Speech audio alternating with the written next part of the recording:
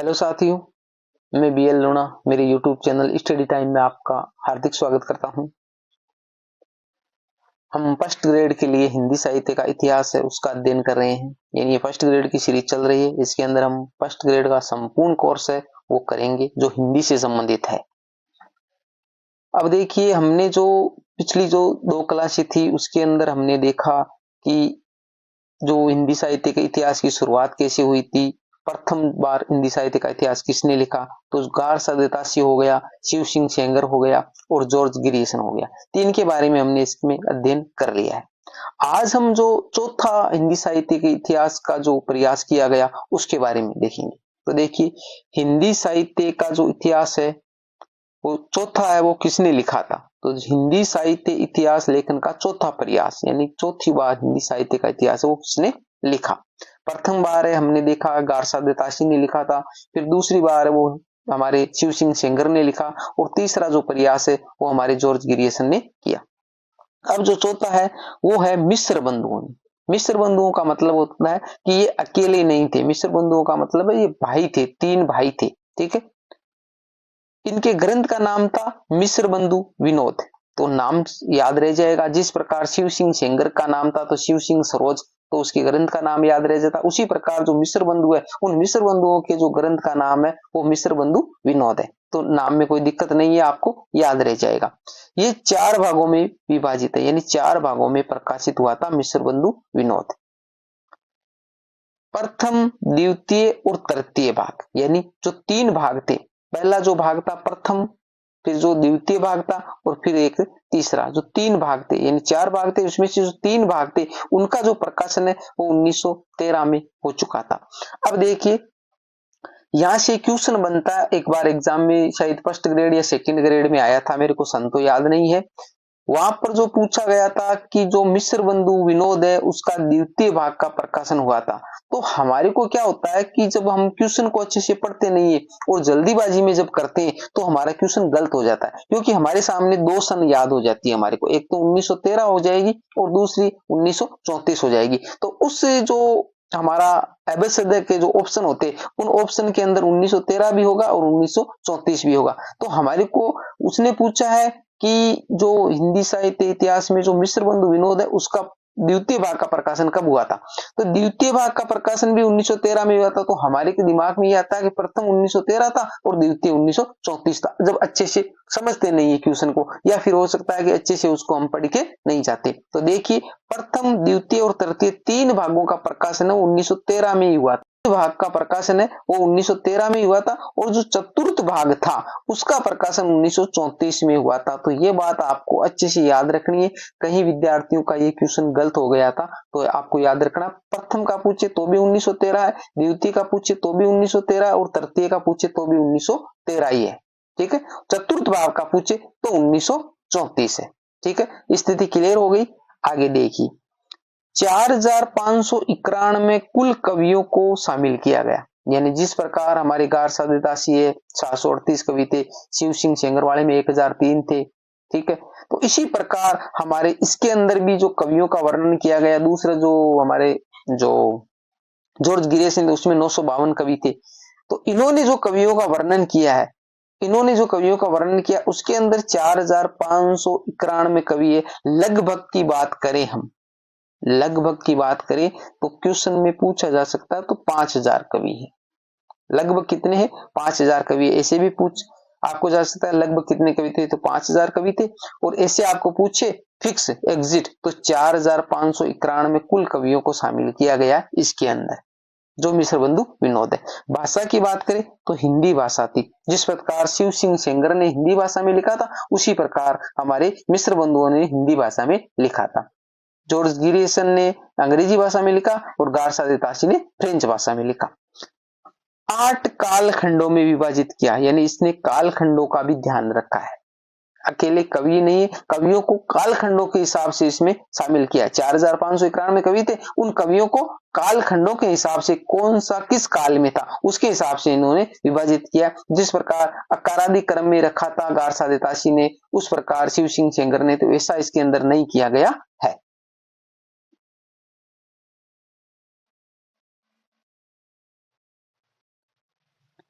पहली बार कालखंड में विभाजन का प्रयास, ठीक है, तो पहली बार है वो कालखंड का जो प्रयास है वो इन्होंने किया है, जो मिस्र बंधु है, मिस्र बंधु, ठीक है, इन्होंने पहली बार कालखंडों का विभाजन किया है। मिस्र बंधु यानी मिस्र बंधु मैंने आपको बताया था 3 भाई थे, तो वो कौन कौन से थे, यहां से भी क्वेश्चन बनता है और वो ये मोस्ट है, और यहां से जो क्वेश्चन बनता है वो हमारे को किस प्रकार कंफ्यूज करता है वो भी हम देख लेते हैं। देखिए, गणेश बिहारी मिश्र, गणेश बिहारी नाम मिश्र मैंने इसके लगाए नहीं, गणेश बिहारी मिश्र। दूसरा है श्याम बिहारी मिश्र, तीसरा है सुखदेव बिहारी मिश्र, 3 भाई थे ये। अब देखिए यहां पर नाम आया हमारे गणेश, यहां पर आया श्याम, और यहां पर नाम आया सुखदेव। अब यहां से क्वेश्चन बनता है निम्न में से मिस्र बंधुओं में शामिल नहीं है, ये भी क्वेश्चन आया हुआ है, निम्न में से मिस्र बंधुओं में शामिल नहीं है, तो यहां पर एक नाम आता है कृष्ण बिहारी, ये नाम देते। तो हमारे को जब हम जल्दीबाजी में पढ़ के जाते हैं, अच्छे से समझते नहीं, तो वहां पर कंफ्यूज होता है कि यार कृष्ण और श्याम दोनों एक ही हो जाते हैं, कृष्ण और श्याम दोनों एक ही नाम है। अब वो कृष्ण बिहारी मिश्र था, गणेश बिहारी मिश्र और सुखदेव बिहारी मिश्र ये है, या फिर श्याम बिहारी मिश्र है, तो याद रखना है वो कृष्ण बिहारी मिश्र है, वो नहीं है इसके अंदर, ठीक है। गणेश बिहारी, श्याम बिहारी और सुखदेव बिहारी है, तो ये कृष्ण बिहारी है, क्योंकि मैंने एग्जाम दिया है और ये मेरे को अनुभव है, एग्जाम में ऐसे क्वेश्चन आते हैं जो हमारे को कंफ्यूज करते हैं, क्योंकि एग्जाम को पास करना कोई बड़ी भारी बात नहीं होती है, सिर्फ उस पैटर्न को समझना होता है कि एग्जामिनर अक्सर हमारे को क्वेश्चन किस प्रकार के पूछे। बहुत सारी गाइडों में बहुत सारा मैटर दिया होता है, आप सारा मैटर पढ़ नहीं सकते, सारा मैटर याद नहीं कर सकते, आपको सीमित आपका दिमाग है जिसके अंदर कुछ चीजें ही आप स्टोर कर सकते हो, इतना बड़ा भी नहीं है कि फालतू का जो कचरा है वो भी इसके अंदर स्टोर कर लो, और अगर स्टोर कर भी लोगे तो वो उस टाइम याद नहीं आएगा। तो आपको वो ट्रिक और वो समझना है कि एग्जामिनर अक्सर हमारे को पूछना क्या चाह रहा है, किस प्रकार के क्वेश्चन पूछ रहा है, वो चीजें हम इसके अंदर देखेंगे। तो देखिए, गणेश बिहारी, श्याम बिहारी और सुखदेव बिहारी मिश्र 3 है, कृष्ण बिहारी मिश्र इसके अंदर नहीं है, और 100 में से 100% में आपको गारंटी देता हूं कि ये नाम कृष्ण बिहारी ही देगा, दूसरा कोई नाम नहीं देता, वो कृष्ण बिहारी ही लिखता है। क्यों? उन्हें पता है कि ये कृष्ण बिहारी में वो विद्यार्थी है, कंफ्यूज होते हैं, कृष्ण और श्याम वो सेम सेम लगते हैं, फिर उनके दिमाग में याद रहता है, पर यह आता है कि यार वो कृष्ण था या श्याम था। ठीक है, आगे देखते हैं। आगे है, इस ग्रंथ के बारे में आचार्य रामचंद्र शुक्ल ने कहा, रीति काल के परिचय लिखने में मैंने प्राय उक्त ग्रंथ से ही विवरण लिया है। यानी आचार्य रामचंद्र शुक्ल है, उसका है हिंदी साहित्य का इतिहास,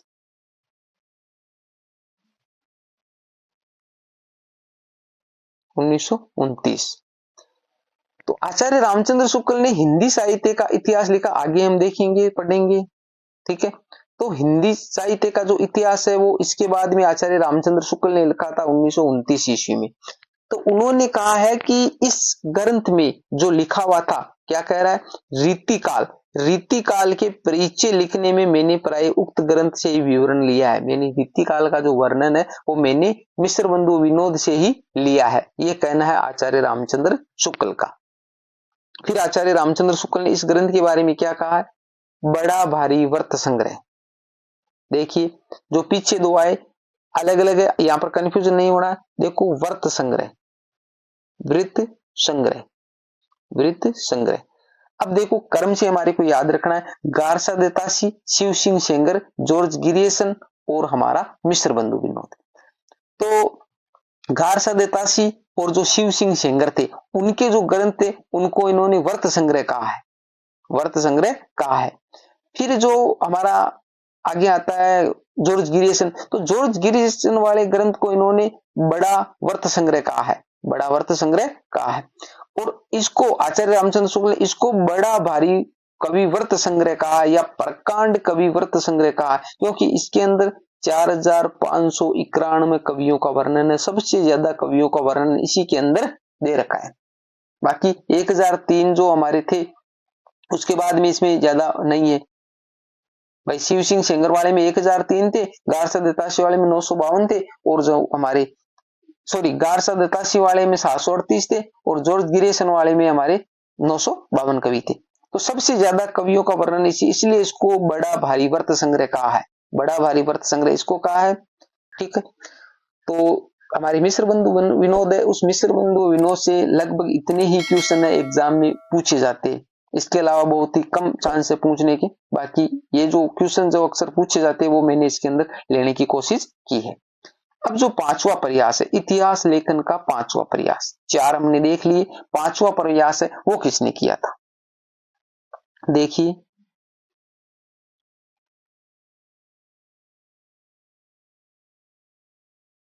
आचार्य रामचंद्र शुक्ल, और आचार्य रामचंद्र शुक्ल है वो एक महत्वपूर्ण कवि है, मोस्ट है, क्योंकि आचार्य रामचंद्र शुक्ल का जो हिंदी साहित्य का इतिहास है वो हर हिंदी का जो स्टूडेंट है जिसके हिंदी लिटरेचर सब्जेक्ट है उसके पास में हिंदी साहित्य का इतिहास आचार्य रामचंद्र शुक्ल का जो ग्रंथ है वो होना अनिवार्य है, इंपॉर्टेंट है। अनिवार्य क्यों है? क्योंकि इसके अंदर जो मैटर दे रखा है वो ऑथेंटिक है। एग्जाम जब करवाती है आरपीसी या अदर जो भी बोर्ड है वो इसको ऑथेंटिक मानती है, उसके अंदर जो भी लिखा हुआ उसके आधार पर हम पढ़ कर आते हैं और उसके आधार पर एग्जाम में करते हैं तो उसको वह सरकार मानती है, तो इसलिए वो पढ़ना हमारे को जरूरी है और वो हमारे पास में होना भी जरूरी है। तो आचार्य रामचंद्र शुक्ल ने हिंदी साहित्य का इतिहास नाम से लिखा है जिसका प्रकाशन 1929 ईस्वी में हुआ था। किसने किया था? नागरी प्रचारणी सभा काशी द्वारा। ये भी क्वेश्चन पूछा गया है, आचार्य रामचंद्र शुक्ल का जो हिंदी साहित्य का इतिहास है उसका प्रकाशन किसके द्वारा किया गया? तो नागरी प्रचारणी सभा काशी है उसके द्वारा किया गया 1929 में। ये ग्रंथ हिंदी शब्द सागर की भूमिका के रूप में प्रकाशित हुआ था। जब प्रकाशित हुआ था तो ये ग्रंथ किस रूप में हुआ था? हिंदी शब्द सागर की भूमिका के रूप में। हिंदी साहित्य का विकास नाम से सन 1929 ईस्वी में, यानी जब ये प्रकाशित, जैसे हिंदी साहित्य का इतिहास इसका नाम है ये बाद में है, बाकी जब ये प्रकाशित हुआ था हिंदी शब्द सागर की भूमिका के रूप में 1929 में, उस समय इसका नाम था हिंदी साहित्य का विकास, हिंदी साहित्य का विकास। इस ग्रंथ में 1000 कवि व लेखक शामिल है, इसमें 1000 कवि या लेखकों का वर्णन किया गया है जो आचार्य रामचंद्र शुक्ल के द्वारा लिखा गया। इसके अंदर काल विभाजन भी किया गया है क्योंकि आचार्य रामचंद्र शुक्ल ने काल का विभाजन किया था जो ईस्वी सन में था, आगे हम देखेंगे। इस ग्रंथ का प्रारंभ सिद्धों की वाणियों से किया जाता है, यानी जो सिद्ध थे, सिद्ध है, नाथ है, बोध है, ये सारे हम आगे जिस प्रकार आदिकाल आएगा उस आदिकाल के अंदर है तो हम देखेंगे। तो आचार्य रामचंद्र शुक्ल ने इस ग्रंथ की जो शुरुआत है वो सिद्धों की वाणियों से की है। क्वेश्चन पूछा जा सकता है कि आचार्य रामचंद्र शुक्ल ने अपने इतिहास ग्रंथ की शुरुआत कहां से की है? तो प्रारंभ है वो सिद्धों की वाणियों से किया है। 1940 ईस्वी में इसका परिवर्तित व संशोधित संस्करण प्रकाशित करवाया गया।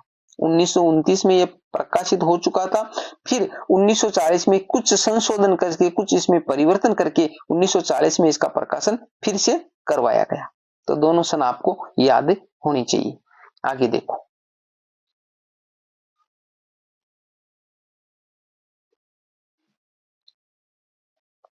आगे हमारा है आचार्य रामचंद्र शुक्ल द्वारा हिंदी साहित्य इतिहास का काल विभाजन। ठीक है, तो आचार्य रामचंद्र शुक्ल ने जो काल विभाजन किया है ये मोस्ट है और आपको अच्छे से याद होना जरूरी है क्योंकि इसका जो काल विभाजन, इस काल विभाजन के बारे में अक्सर एग्जाम में क्वेश्चन पूछते ही पूछते, और आचार्य रामचंद्र शुक्ल से संबंधित तो एक ही क्वेश्चन तो फिक्स, 1 या 2 पूछ सकते, पर एक क्वेश्चन तो प्रत्येक एग्जाम में आचार्य रामचंद्र शुक्ल से संबंधित आएगा ही आएगा। तो आचार्य रामचंद्र शुक्ल का जो ग्रंथ है, आचार्य रामचंद्र शुक्ल का जो काल विभाजन है, आचार्य रामचंद्र शुक्ल की कुछ जो पंक्तियां है, ये सारी चीजें आपको अच्छे से याद होना जरूरी है। तो देखिए पहला जो है वो है वीरगाथा काल, यानी जो आदिकाल था। यहां से पूछा जा सकता है कि आचार्य रामचंद्र शुक्ल ने आदिकाल को किस नाम से पुकारा है? तो वीरगाथा काल, आदिकाल का नाम है इन्होंने वीरगाथा काल रखा है। आदिकाल है वो हजारी प्रसाद द्विवेदी ने रखा है, आदिकाल नाम है वो किसने दिया था? हजारी प्रसाद द्विवेदी ने। ठीक है, तो जो वीरगाथा काल है इसकी शुरुआत इन्होंने कहां से की है? तो विक्रम सन 1050 विक्रमी सन है, वो 1050 से लेकर 1375 विक्रमी सन तक इन्होंने वीरगाथा काल माना है, जिसको हम ईस्वी सन में करते हैं तो 993 ईस्वी से 1318 ईस्वी होता है, यानी इसमें से आपको 57 माइनस करनी है। 57 ईस्वी सन है, ये ईस्वी सन में से आपको 57 माइनस करोगे, सॉरी ये विक्रमी सन में से आपको 57 माइनस करोगे तो आपके ईस्वी सन आ जाएगी। विक्रमी सन है, उस विक्रमी सन में से आप 57 है वो माइनस करोगे तो ईस्वी सन आ जाएगी, और ईस्वी सन में आप 57 प्लस करोगे, ईस्वी सन में 57 प्लस करोगे तो आपकी विक्रमी सन आ जाएगी। तो आगे वाली सन है वो आप अपने हिसाब से इसको बना लेना। मैंने एक यहाँ पर लिख दिया है कि भाई जो आचार्य रामचंद्र शुक्ल है तो ये ईस्वी सन और विक्रमी सन में आपको कंफ्यूजन पैदा कर देता है, क्योंकि आपने अगर विक्रमी सन में याद कर रखा है और वहां पर ईस्वी सन दे रखा है, क्योंकि जो वीरगाथा काल है उसकी ईस्वी सन की बात करें तो 993 ईस्वी आएगा, तो वहां पर 1050 विक्रमी लिखा हुआ है तो आपको 1050 विक्रमी करना है। अगर ईस्वी सन में तो वहां पर फिर ईस्वी सन में आपके आ जाए, और ईस्वी सन में 1050 ईस्वी लिखा हुआ तो आपने 1050 याद रखा है और आप ईस्वी और विक्रमी में कंफ्यूज हो जाओ और आप 1050 कर लो। तो 1050 ईस्वी नहीं है, ईस्वी सन की बात करेंगे जो भी वर्तमान में चल रही है हमारे, जैसे 2024। तो उस प्रकार की बात करें तो वहां से 993 करना है, ईस्वी में पूछे तो 993 करना है और विक्रमी में पूछे तो 1050 करना है। ये क्योंकि छोटी छोटी बातें वही तो कंफ्यूजन करती है एग्जाम में और आपकी क्वेश्चन गलत हो जाता है, यही समझना है। बाकी तो वो तो सारा गाइडों में पड़ा है, भाई मैटर है वो तो गाइडों में पड़ा है, वहां से आप अच्छे से देख लोगे, अच्छे से पढ़ लोगे, बहुत सारा है। मैंने जो पढ़ाया उससे बहुत बेटर लिखा हुआ वहां पर मिलेगा आपको, परंतु वो हमारे काम का नहीं है क्योंकि उसको अच्छे से हम समझ नहीं पाते, जल्दी में पढ़ लेते हैं। यही तो चीजें आपको समझनी होती है। तो समझ में आ गया, ईस्वी सन और विक्रमी सन को आपको अच्छे से याद रखना। बाकी जो आचार्य रामचंद्र शुक्ल है उसने विक्रमी सन में जो ये काल विभाजन है वो किया है, तो वीरगाथा काल को इन्होंने 1050 से 1375 तक रखा है। और भक्ति काल की बात करें तो भक्ति काल को इन्होंने विक्रमी सन है, ठीक है, विक्रमी सन 1375 से, क्योंकि यहां से आगे आएगा तो 1375 से लेकर 1375 से 1700 विक्रमी तक रखा है। फिर इसके बाद में हमारा आता है रीतिकाल। रीतिकाल की बात करें तो रीतिकाल को इन्होंने विक्रम सन 1700 से लेकर 1900 ईस्वी विक्रमी तक रखा है। मैंने आगे इसके लगाया नहीं, विक्रमी तक रखा है। कोई चीज जल्दी में गलत हो जाए मेरे मुंह से तो आप उसको एडजस्ट कर लेना। फिर देखो गद्य काल, यानी जो आधुनिक काल है इसका नाम इन्होंने गद्य काल रखा है। आधुनिक काल का नाम है गद्य काल, जो 4 भागों में इन्होंने विभाजित किया था। देखिए 4 भाग हो गए हमारे, 1 मिनट, ये 4 भाग हो गए। इसको विक्रमी सन में 1900 से लेकर 1984 विक्रमी तक रखा है, ठीक है। तो ईस्वी सन आप इसके हिसाब से बना लेना। जब ईस्वी सन में दे रखा हो तो आपको इसके अंदर 57 प्लस करना है, और जब विक्रमी सन में दे रखा हो तो 57 माइनस करना है। आपके दोनों ही सन है वो एडजस्ट हो जाएगी। मैंने एक इसलिए यहां पर लिख दिया है, ठीक है। तो आचार्य रामचंद्र शुक्ल ने वीरगाथा काल, भक्ति काल, रीति काल और गद्य काल, ये 4 नाम है वो दिए। अब आगे है वो फिर इन्होंने जो भक्ति काल है उस भक्ति काल को पुनः विभाजित किया है, वो भी हम देख लेते हैं।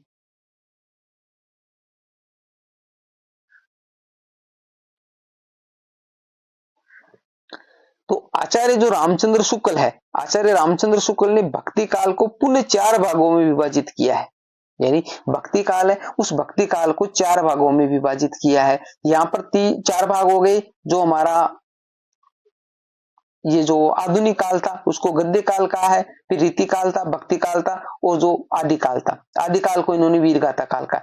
इन 4 कालों के अलावा भी आचार्य रामचंद्र शुक्ल ने भक्ति काल है उस भक्ति काल को पुनः 4 भागों में विभाजित किया। वो 4 भाग कौन कौन से, जो हम अगली क्लास के अंदर देखेंगे। उम्मीद करता हूं ये क्लास आपको पसंद आई होगी, अच्छी लगी होगी।